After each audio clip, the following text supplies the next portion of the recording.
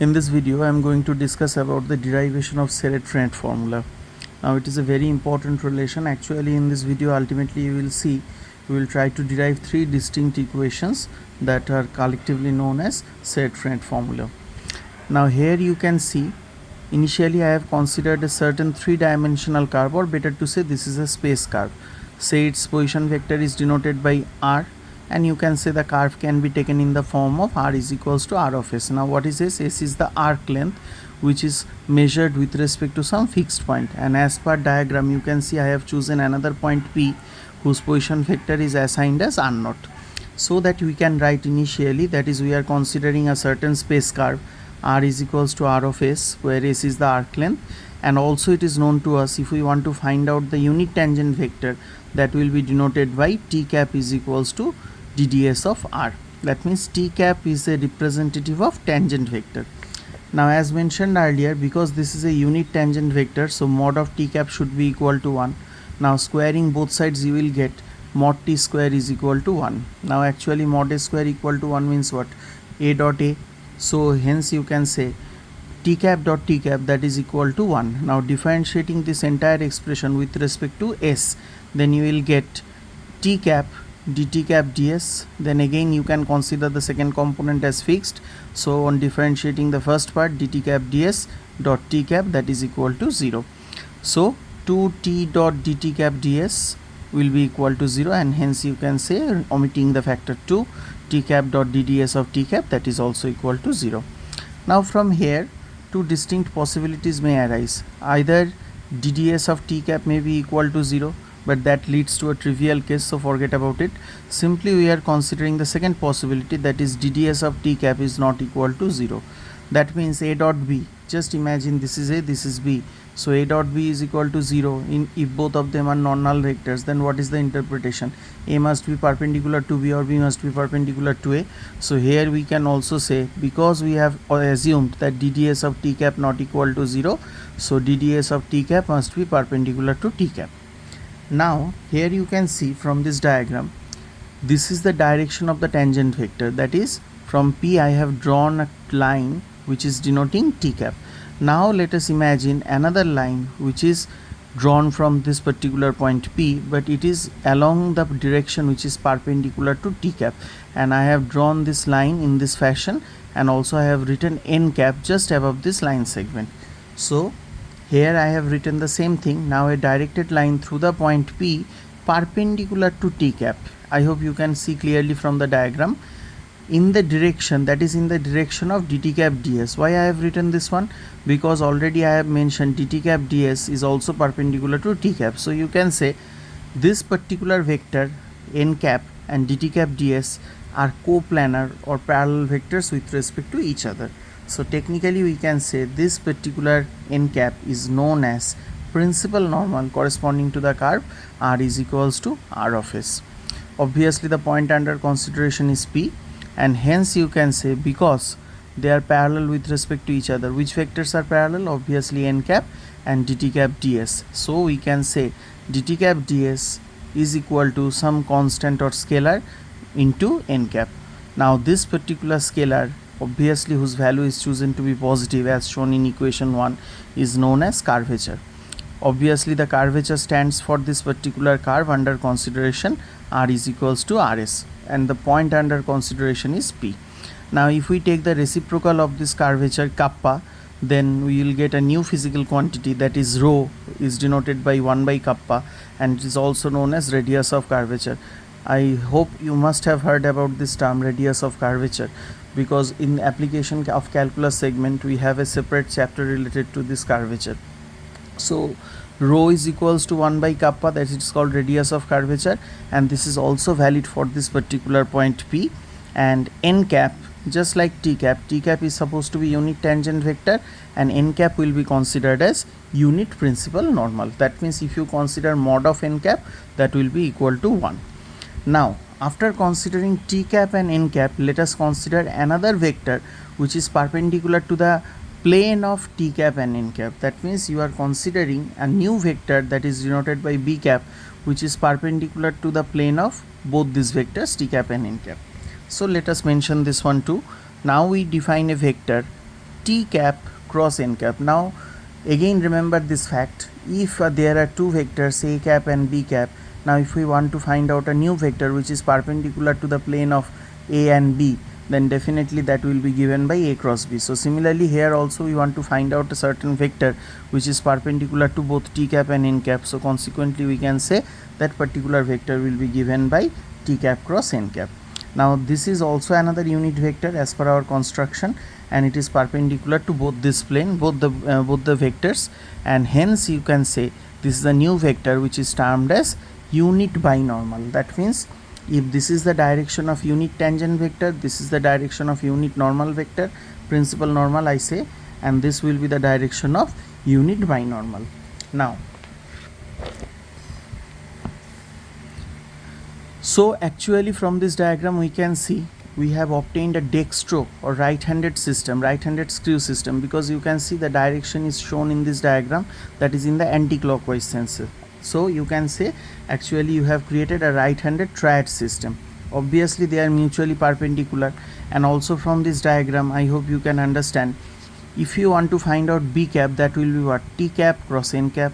For n cap you can see b cap cross t cap, and also for t cap it will be n cap cross b cap. So I have written all these results here, and I have also mentioned you can refer this diagram to understand this thing. Now for your additional information I have written one more equation. It is not actually required in this proof, that the vector equation of the binormal can be considered like this. If you can remember this one, it's okay, otherwise you can forget this one also. Now but still I will say you try to remember this one. Now as per our construction, b cap is what, t cap cross n cap. So I am writing b cap is equals to this. Now again differentiate this entire structure with respect to arc length s. By normal differentiation, that is by simply using UV rule, you will get this type of structure. Now dt cap ds, I hope you can remember, this is equal to kappa n cap. So I am replacing this result by kappa n cap, and t cross dds of n cap, keep this one intact. So n cross n, this part will be 0, and hence dds of b cap will be equal to t cross dds of n cap. So you have obtained this type of structure. Now operating dot product with respect to t cap on either side, you will get t dot dbds, that will be equal to t dot t cross dds of n cap. Now here you can see this is similar to the concept of a dot b cross c, that means nothing but it is equivalent to box ABC.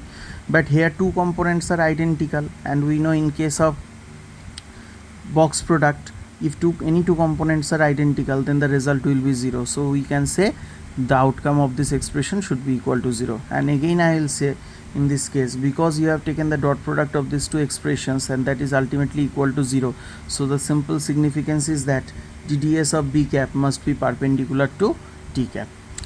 And finally, as per our construction or assumption, whatever you say, b cap is another unit vector, so b cap is equals to what, 1. You can say like this, actually mod b cap should be equal to 1. So mod of b cap square, that is also 1. So b cap dot b cap is also 1. So similarly, just like this expression, you will be able to derive mod t square is equals to 1 will ultimately imply t cap dot dds of t cap equal to 0. So here also you will get b cap dot dds of b cap is equal to 0. That means dds of b cap is perpendicular to b cap. So technically dds of b cap, remember it is perpendicular to t cap as well as it is perpendicular to n cap, b cap. So remember there was a certain vector which is perpendicular to both of them, that is nothing but n cap, because ultimately already I have mentioned these three vectors will form a certain orthogonal triad. So that's why you can say if we consider the direction of dds of b cap and n cap, they must be parallel, otherwise it is not possible, because n cap is perpendicular to these two as well as dds of b cap is also perpendicular to these two vectors. So that we can say dds of b cap can be written as equal to certain scalar into n cap. Now here we are considering that particular scalar as tau. So you can see the relation 2 stands for dds of b cap is equals to minus tau n cap, and this particular tau is known as the torsion of this curve at the point under consideration, that is P. If you take the reciprocal of tau, then you will get a new quantity sigma, that is called radius of torsion at P. Now if tau is greater than 0, then from this particular structure you can see dds of B cap in terms of direction must be maintaining an opposite direction to that of N cap. So I have mentioned all these things here. You can go through these lines, formal lines these are. So finally, if we consider this equation, suppose tau is equal to 0, then dBds should be equal to 0. So I have written the same thing. If tau is equal to 0, then dds of B cap is equal to 0, and it means if you want to differentiate with respect to s this particular vector B, then it will behave like a constant vector. Also B dot T cap, B dot T, because they are mutually orthogonal, remember T cap is what, dds of R, so technically this result will be 0. So that means you can say actually the curve lies in the plane which must be normal to B cap. Now on the other hand, you can also consider the reverse criteria, that is if we consider any plane curve. This is for a plane curve, I have written this one for a plane curve, okay. So T cap and N cap should lie on a fixed plane, and B cap, as per our assumption, it must be directed in a direction which must be normal to this, and also we have already obtained dds of B cap is equal to 0 for all points on the curve where N cap is also defined. Now if tau is equal to 0, then you can say the curve must be of 0 torsion, and hence you can say the curves which are plane curves must be of 0 torsion, or vice versa. That means for any curve, if you have torsion is equal to 0, those curves must be plane curves. And finally we need to obtain the last relation, because we know N cap is equals to B cap cross T cap. Again differentiating this structure with respect to S, we will get this one by UV rule. Now dBds, as per our construction, remember from equation 2 we have obtained minus tau N cap, so I am putting this one. TDS of T, I hope you can remember this thing also, that is kappa N cap. So just remember tau N cap cross T cap. Now just observe the structure. N cap cross T cap, T cap cross N cap will give you B cap, so N cap cross T cap will give you minus B cap because of the direction. So that's why here you will see minus minus adjusted, so minus will be omitted and tau B cap will appear.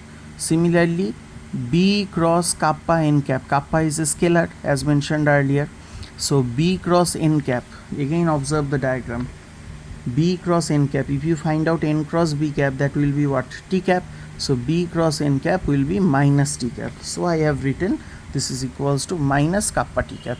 So we have obtained three specific relation. Already we have obtained the first one like this, dds of T cap kappa N cap. The second one is this, dds of B cap is equals to minus tau N cap. Now we have obtained the third one, that is nothing but this one. You can also mention this is equation number 3. So dds of N cap, that is tau B cap minus kappa T cap. Now combining 1, 2 and 3, we will get these three final relations, and these are called required Serret Frenet formulas. And obviously sometimes these expressions are known as Frenet apparatus. So this result is also very important. If required, you can go through the proof of this structure, and I hope you can understand this one. But also I have highlighted few parts throughout this theorem, so you can remember those expressions in order to solve the associated problems. Hopefully it will be beneficial for you, and thanks for watching.